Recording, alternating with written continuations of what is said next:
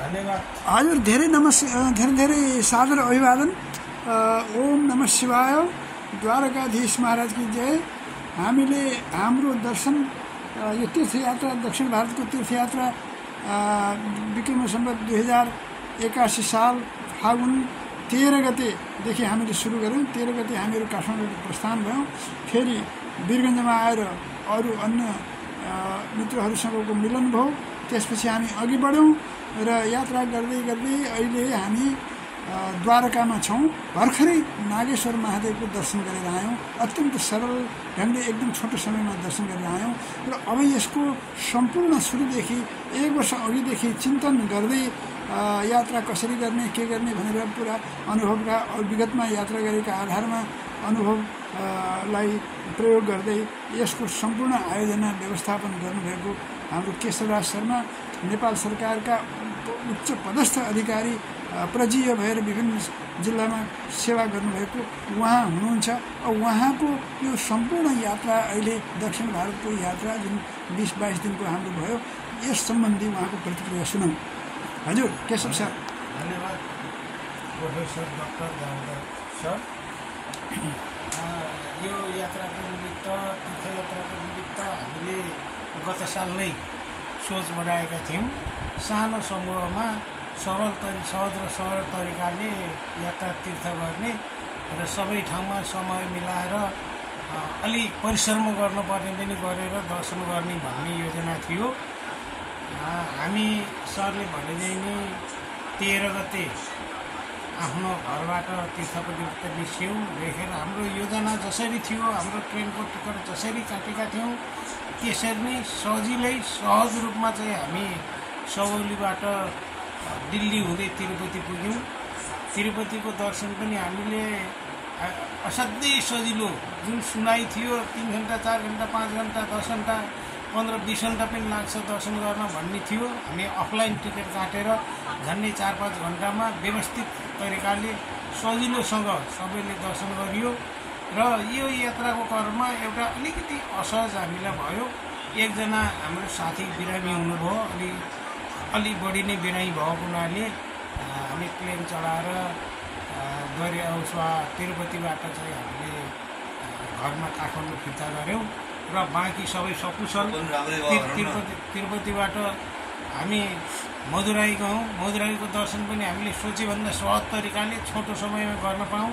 रामेश्वरको पनि हाम्रो चाहिँ असाध्यै बसाइ पनि सजिलो भयो र हाम्रो दर्शन गर्ने समय पनि कति असाध्यै राम्रो मिलेछ, सहजसित गरियो। हाम्रो योजना गरिएको समयभन्दा अगाडि दर्शन गर्न पाइयो। त्यहाँदेखि कन्याकुमारी पनि हामी एउटा गाडी लिएर हामीले अलि बढी चाहिँ लागत लाग्छ जस्तो लागेको थियो। हामीले सोचेभन्दा सस्तोमा चाहिँ गाडी पनि भेटियो र हामी कन्याकुमारीसम्म आइयो। कन्याकुमारी पनि मैले सहज किसिमले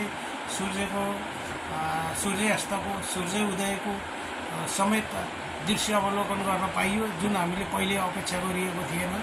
त्यसपछि केरला स्थित पद्मनाभ स्वामीको दर्शन पनि हामीले भोलिपल्ट बिहान गर्नु पाइएला, समय मिल्दैन कि भनिएको थियो। तर समयमा सहज किसिमले त्यहाँ पनि दर्शन गर्न पाइयो। त्यसपछि हाम्रो ट्रेनको यात्रा पनि 44 घन्टाको लामो यात्रा गाह्रो हुन्छ जस्तो लागेको थियो। त्यो पनि हामी सहज किसिमले कसैलाई अप्ठ्यारो महसुस भएन। अनि फेरि त्यहाँबाट आएपछि पहिला हामी सोमनाथमा गइयो। सोमनाथ महादेवको ज्योतिर्लिङ्ग जुन छ त्यहाँ पनि हामीले भोलिपल्ट दर्शन गर्ने बिहान भनेर चाहिँ भनिएको थियो। हामीले अहिले दिन पनि चाहिँ आरतीको दृश्यावलोकन गर्न पनि पाइयो, फेरि दर्शन गर्न पनि पाइयो।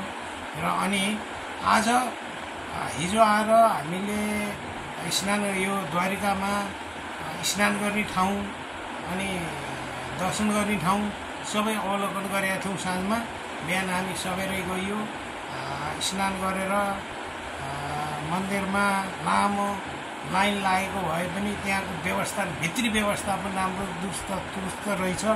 हामी त्यहाँ पनि सहज किसिमले सबैले असाध्यै प्रफुल्ल मुन्द्रमा चाहिँ आनन्द साथ दर्शन गरियो।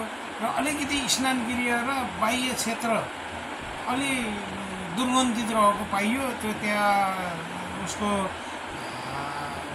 शौचालयको कमी, सरसफाइको कमी र अन्य व्यवस्थापन पनि बाह्य व्यवस्थापन अलिक कमजोर जस्तो देखियो। त्यसपछि हामीले त्यसको दर्शन गरिसकेपछि 12 ज्योतिर्लिङ्गमध्ये एक नागेश्वर ज्योतिर्लिङ्ग, जुन नागेश्वर भन्ने ठाउँमै रहेछ, त्यहाँ पनि गएर नागेश्वर महादेवको दर्शन गरेर यो पटकको हाम्रो तीर्थयात्रा सहज सरल र आनन्दी रूपमा सम्पन्न गरियो।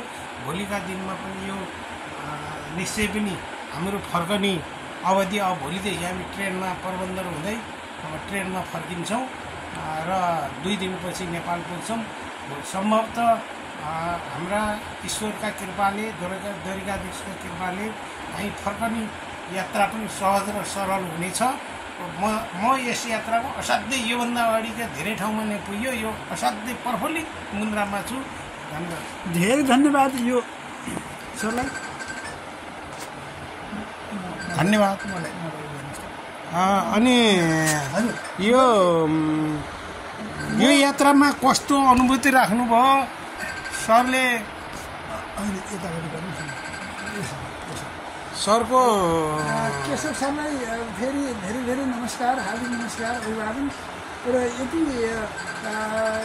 विभिन्न उमेर समूहका मानिसहरूलाई लिएर यसरी चाहिँ यति ठुलो समूहमा विगतको अनुभवलाई प्रयोग गर्दै यति ठुलो समूहलाई लिएर यो चाहिँ सबैको चिन्तन, सबैको केयर, चिन्ता, कोही दुख बिमार हुन्छ कि के हुन्छ कि भनेर हर क्षण उहाँले चाहिँ हजुरले रेखदेख गर्नुभएको यो सबै हेर्दाखेरि म एकदम गदगद खुसी हुनुहुन्छ। आनन्दले बोल्न सकिरहेको अहिले यस्तो भावुक हुनुभएको छ। यो भावना बगेको हो। सरको यो पवित्र स्थलको चाहिँ स्मरणमा खुसीका आँसु झरे जस्तो भयो। हृदयदेखि म हार्दिक आभार व्यक्त गर्न चाहन्छु सबै यात्रुहरूका तर्फबाट म हृदय हार्दिक। त्यसो भन्नु पर्दैन डाक्टर साहब, हाम्रो सबैको यात्रा हो, सबैको मेहनत हो। जय।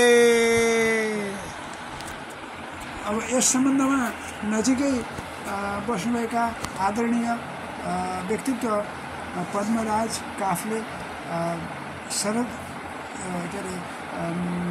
केशव शर्मा सरका दाजु हुनुहुन्छ, सहोदर दाजु। उहाँ र म सबै बसेर बडो आनन्दको अनुभूति, अध्यात्म चिन्तन गर्ने मौका पनि पायौँ। उहाँले यो यात्रा सम्बन्धमा कस्तो अनुभव गर्नुभएको छ, हजुरलाई सादर नमस्कार। हजुरको अनुभवमा कस्तो लागिरहेको छ? हाम्रो यो यात्रा असाध्यै सहज र सजिलोसँग, जुन सोचेको भन्दा पनि बढी सजिलोसँग हामीले यात्रा गर्न सफल भयौँ। भाइले र भतिजीले चाहिँ जुन योजना गरेर काम गरेर यो योजनाहरू मिलाइएका थिए, यो असाध्यै सहज र सजिलो रूपमा, त्यसले गर्दा सजिलो रूपमा हिँड्न पाइयो। सबै ठाउँमा सहज रूपमा हामीहरू तीर्थ सबै गर्दै आइयो र अब अन्तिममा आएर हामी द्वारकामा आइसकेका छौँ। द्वारकामा पनि सबै कुरो ठिकै छ। यस ठाउँको व्यवस्थापन पक्ष बाहेक अरू चाहिँ व्यवस्थापन पक्षमा सरसफाइ बाहेक अरू चाहिँ राम्रो पक्ष देखियो। र साधारण रूपमा हामीले भन्नुपर्दाखेरि हामी तीर्थ गर्न आएका हौँ, रूपमा सबै ठाउँमा चाहिँ असाध्यै राम्रो चाहिँ अनुभव भएको चाहिँ मैले महसुस गरेको छु। धेरै धन्यवाद हजुरलाई।